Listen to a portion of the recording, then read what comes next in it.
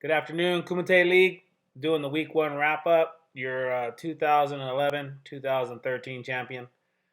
This is the 2015 year, and you guys know the pattern. I'm just winning the odd years, so I plan on bringing it home again, squeaking into the playoffs, and winning my third championship. So I'm going to do the week one wrap up. This is for Rude Dog. I'm not going to shotgun it. I'm going to just sip it throughout. I just got to drink one.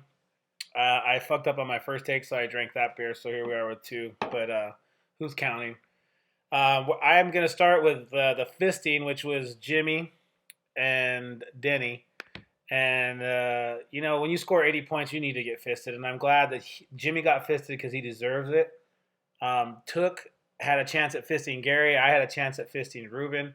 But whoever scores the least amount of points should be getting fisted. And so, the universe is in balance, and it all worked out.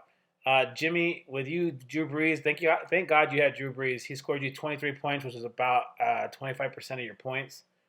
You had some serious points on the bench, but unfortunately for us, we got the win. And Denny 140.4 to 82.6 with a 57.8 point differential. Denny, let's mention three guys that you could have beat Jimmy with, which was Rivers, Hyde, and Witten. So congratulations on the win. I really like watching Hyde run in the second quarter or the second half. I played against him in a couple other leagues and I lost because of him. But he was nice watching him run. He's a beast and he's running well. San Francisco looks like they might do something there in the NFC West. Who knows? Denny, congratulations on the win. We're gonna wrap up with Took. Took next. Took played Gary and almost got the fist with a 52.9 differential. The big story here with Tookie is your receiving core Took. Julio and Brown, and Landry. There's a nice little production there.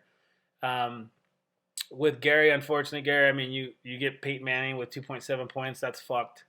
That's all I gotta say. Manning fucked me during the playoffs last year, so fuck him.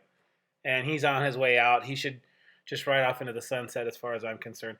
The other thing there, the side note, they're not letting him do as many play calls, and they're trying to control him more. And as a vet, basically he's a coach out there, and if he's not allowed to do what he wants to do, it might be tough for him this season. So, and you have Cutler as your backup to put in there. So I don't know, man.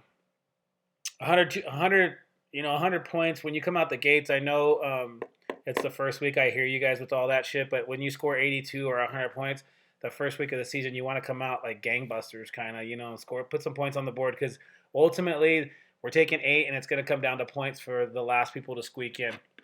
So you know what I mean. You got to do what you got to do. Tookie got the win. Nice point production, Tookie. And we I don't know, Manning, man. That's the thing that's tough with that one. I don't know. Hopefully going forward, it'll be he'll do something. I don't know. He's fun to watch, but if he's not producing, man. The next game is going to be me and Rubes. I got the high score of the week with 161.4. Ruben, respectable, 119.7. We'll call it 120. 120 is a respectable score, but 161 was just a little bit better. Kelsey and Woodhead. Woodhead was a pleasant surprise for me. Everybody else, my backs produced. I had some pretty decent production. The thing that kicked your ass, Ruben, was Megatron. I thought Megatron was going to put up some serious points, and he fucked you. Against the Chargers defense, who's their secondary has been Swiss cheese, and I thought he was going to put up at least 20. So, anywho, I got the win, and I'm happy for that. Next one we're going to cover is going to be Nick versus Sheepy. Nick, A-Rod, and Ivory had some nice output production for you. The point differential in this one was 11.2. 147.9 for Sheep, 136.7 for Nicky Boy. Sheep had Gronk and Hopkins. And the thing with Hopkins is, who the fuck is throwing to that guy? I don't know if you guys watch Hard Knocks this season, but I watched a few episodes. And, J.J. Watt's a beast, but, the quarterback situation over there, I have no idea who's throwing to him. So, he put up some points, so good for you. Put up some nice points, Sheepy. Congratulations on the win. The next to last game we're gonna do is the current champion of the YPC, which is John Boy, 127 to 117.4 versus Team 6. Team 6 had a decent outing with 117.4, but you have some trouble. You're going to have some trouble going forward with Des Bryant out for 6 to 8, I don't know, maybe more, and Deshaun Jackson with a high hammy pull or strain. I don't know what they've called on it officially yet. I haven't looked at it, but I see that he's out too. So with two O's on it looks as though you're gonna have IR problems all season long with those two guys, and Des Bryant being your second round pick, that's rough. 9.6 differential here. Was the closest game. Thank goodness for you, John Boy. You had those two injuries, and Des Bryant didn't score 20 before he got hurt. So, John Boy, you have a lot of points on your bench with Harbin and then Taylor. I don't know about the Bills quarterback. I didn't get a chance to see any of that, but I mean, Piercy Harbin scoring that many points is very nice. I mean, luckily it didn't come down to where you blew it and you lost because of those points were on the bench.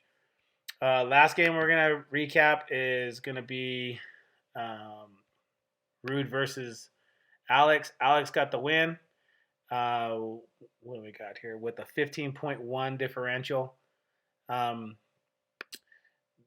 was the difference here. So, I mean, that's pretty much, this wraps that up. I mean, Keenan Allen did well, obviously, for you.